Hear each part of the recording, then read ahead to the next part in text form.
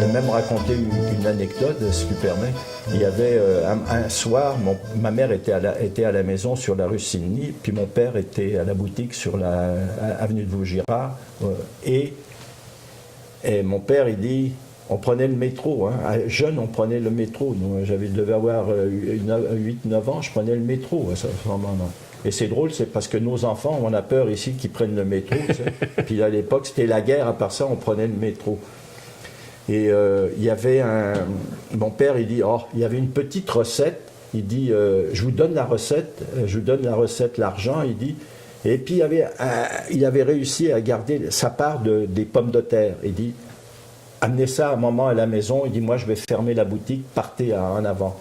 Et nous, on prend le métro avec mon frère. On est tout jeune, hein, 7-8 ans. On est dans le métro. Et à la sortie du métro au Châtelet, imagine-toi, il y a une rafle. Là, les soldats allemands sont partout, puis ils arrêtent tout le monde et tout. Et avec mon frère, dans notre tête d'enfant, on dit « Oh, ça se peut pas.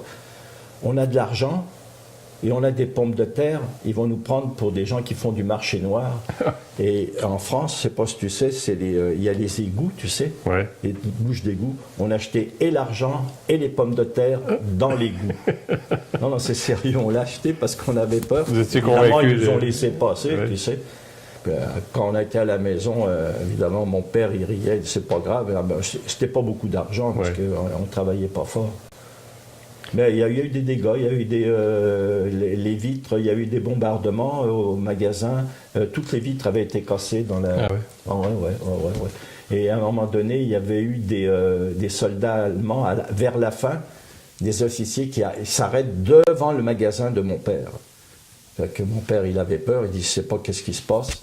Et là, il rentre, puis il regarde, le gars, il y avait des bouteilles, mais c'était des bouteilles factices de cognac. C'est factice. Ouais.